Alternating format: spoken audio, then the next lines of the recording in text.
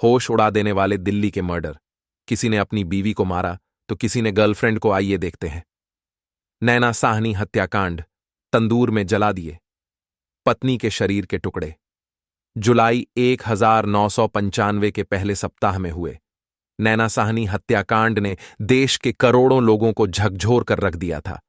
हत्यारोपी एक राजनीतिक पार्टी से जुड़ा था, इसलिए मामले ने जोर पकड़ लिया। लोगों का गुस्सा सड़क पर निकला और लोगों ने कार्रवाई की मांग को लेकर प्रदर्शन किया। इसका असर यह हुआ कि दोषी को सजा मिली, लेकिन यह हत्या कभी भुलाई नहीं जा सकेगी। तंदूर में जलाना चाहता था शव के टुकड़े। दरअसल कांग्रेस के तत्कालीन नेता सुशील शर्मा ने 2 जुलाई 1995 को अवैध संबंधों के शक में पत्नी नैना साहनी की गोली मारकर हत्या कर दी थी। उसके बाद शव के टुकड़े करके एक रेस्तरां के तंदूर में जलाने की कोशिश में था। कुछ टुकड़े तंदूर में झोंक दिए थे, जबकि कुछ बाकी थी। वहीं शरीर के टुकड़े तंदूर में जलाने के दौरान पुलिसकर्मियों ने उसे देख लिया और फिर पूरे मामले का खुलासा हो गया। हुआ यूं कि 2 जुलाई को रात 11 बजे दिल्ली पुलिस में तैनात हवलदार अब्दुल नजीर कुंजू और होमगार्ड चंद्रपाल जनपथ पर गश्त कर रहे थे। इसी दौरान रेस्तरां में जलने की बू आई तो संदेह हुआ, क्योंकि यह बदबू कुछ अलग थी। पास जाकर देखा तो मामला खुल गया। इसमें रेस्तरां का मैनेजर भी साथ दे रहा था। पॉलीथिन में लपेटकर रेस्तरां तक लाया था शव के टुकड़े। पूछताछ में खुलासा हुआ था कि सुशील शर्मा ने हत्या करने के बाद सबसे पहले नैना साहनी की बॉडी को पॉलीथिन में लपेटा। इसके बाद चादर में लपेट दिया, लेकिन वह उसे उठा नहीं पाया। इसके बाद खींचकर नीचे खड़ी अपनी कार तक लाया। इसके बाद ले जाकर तंदूर में जलाने की कोशिश की। इसके बाद सुशील ने कुछ जानकारों की मदद से पत्नी नैना साहनी के शरीर के टुकड़े तंदूर में रखकर आग लगा दी थी। जल्दी से शव के टुकड़े जलें, इसलिए ऊपर से मक्खन और घी डालना शुरू कर दिया था। इस दौरान एक पुलिसकर्मी की नजर पड़ गई। जांच में सामने आया था कि दिल्ली युवक कांग्रेस के नेता सुशील शर्मा ने नैना साहनी के अन्य प्रेम संबंध होने के शक में उसकी हत्या की। शादी का खुलासा करने की जिद करती थी नैना साहनी।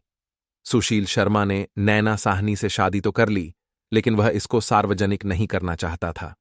वहीं नैना साहनी लगातार शादी के रिश्ते को सार्वजनिक करने के लिए दबाव बना रही थी। इस बीच सुशील को कथित तौर पर पत्नी नैना साहनी के किसी और रिश्ता रखने का शक था। 2 जुलाई 1995 की शाम को नैना साहनी फोन पर किसी से बात कर रही थी। अचानक सुशील आ गया। बात करने के बाद नैना दूसरे कमरे में गई तो सुशील फोन का रिसीवर उठाया और रीडायल का बटन दबा दिया। दूसरी ओर आवाज सुनकर सुशील ने अंदाजा लगा लिया ये आवाज मतलूब करीम की है। यह भी मान लिया कि उसके मतलूब से संबंध हैं। सुशील ने पूछा तो बहस हुई और इस दौरान सुशील ने पिस्टल में 4 गोलियां भरी। इसके बाद तीनों ही दाग दी। एक गोली सिर में लगी तो दूसरी गले में और तीसरी छिटककर दीवार पर जा लगी। कुछ पल में देखा तो नैना साहनी दुनिया से जा चुकी थी। इसके बाद डरे सुशील ने अपने के रेस्तरां दोस्त की मदद से शरीर के टुकड़े कर जलाने की कोशिश की और पकड़ा गया। इसके बाद उम्र कैद की सजा काटी। नीतू सोलंकी शादी की जिद करती थी। बॉयफ्रेंड ने मार डाला। एक ही गोत्र का होने के चलते नहीं मिली शादी की इजाजत। दिल्ली एनसीआर का मशहूर टैटू गर्ल हत्याकांड देश भर में चर्चित हुआ था। नई दिल्ली रेलवे स्टेशन पर 11 फरवरी 2011 को हुई टैटू गर्ल नीतू सोलंकी की हत्या की जानकारी सामने आई थी। दिल्ली के रहने वाले राजू और नीतू एक दूसरे से बहुत प्यार करते थे। वहीं एक ही गोत्र का होने के चलते शादी नामुमकिन थी। परिवार न माना तो रहने लगे लिव इन में। राजू और नीतू को यह लगा गया था कि दिल्ली एनसीआर में रहना खतरे से खाली नहीं होगा। ऐसे में राजू ने एयर इंडिया को बगैर बताए नौकरी छोड़ दी, जबकि नीतू ने सिंगापुर जाने की बात कहकर परिजनों को गुमराह किया ताकि परिवार इस सच से दूर रहे कि दोनों एक साथ रह रहे हैं। इसके बाद दोनों लिव इन में रहने लगे।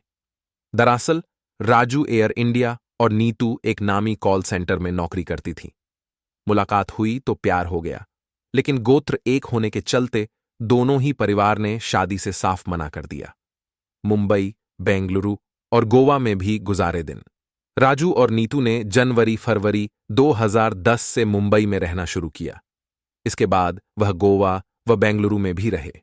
इस दौरान वह नौकरी करते हुए खर्च वहन करता रहा।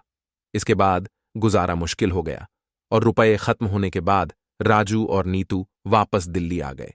इसके बाद परिवार को बिना बताए पश्चिमी दिल्ली के हरिनगर आश्रम इलाके में रहने लगे। भनक तक नहीं लगने दी परिवार को। राजू और नीतू यह तय करके दिल्ली आए थे कि वह यहां पर परिवार के सदस्यों से संपर्क नहीं रखेंगे। यही वजह थी कि दोनों ने हरिनगर इलाके में सिर्फ 2 माह के लिए एक मकान किराए पर लिया। किसी के सामने पहचान उजागर नहीं हो, इसलिए पड़ोसी से बातचीत तक नहीं करते थे। शादी और प्रॉपर्टी के लिए बनाती थी दबाव। बताया जाता है कि नीतू सोलंकी लगातार अपने बॉयफ्रेंड राजू पर दबाव बनाती थी कि वह अपने परिवार से प्रॉपर्टी में अपना हिस्सा ले, जिससे उनकी आर्थिक तंगी दूर हो। वहीं राजू से उसके परिवार वालों ने रिश्ता तोड़ लिया था और बातचीत तक बंद कर दी थी। 10 फरवरी की रात नीतू सोलंकी की हत्या। पुलिस से मिली जानकारी के अनुसार 10 फरवरी 2011 की रात को नीतू प्रॉपर्टी और पैसों को लेकर जमकर विवाद हुआ। बताया जाता है कि नीतू ने राजू पर शादी के लिए दबाव भी बनाया। इस बीच विवाद इतना बढ़ा कि राजू ने धारदार हथियार से नीतू पर हमला कर मार डाला। इसके बाद शव को एक बैग में डालकर नई दिल्ली रेलवे स्टेशन पर फेंक दिया। 12 दिन बाद दिल्ली पुलिस ने शव की पहचान नीतू के रूप में हुआ। राजू का भी हुआ दुखद अंत। उधर राजू दिल्ली पुलिस की आंखों में धूल झोंकने में सालों तक कामयाब रहा। गुरुग्राम में वह नाम बदलकर नौकरी करता रहा और पुलिस को इसकी भनक तक नहीं लगी। दिल्ली पुलिस ने राजू पर 2 लाख रुपए का इनाम भी घोषित किया। वहीं फर्जी कागजात के आधार पर राजू ने खुद को रोहन दहिया बना दिया और इसी नाम से कई राज्यों में नौकरी की। 2019 में राजू ने अंतिम सांस लेने से पहले उसने अपनी मां को कॉल कर जब बीमारी की खबर दी तो पुलिस टीम गुरुग्राम के पारस अस्पताल पहुंची, लेकिन तक वह मर चुका था।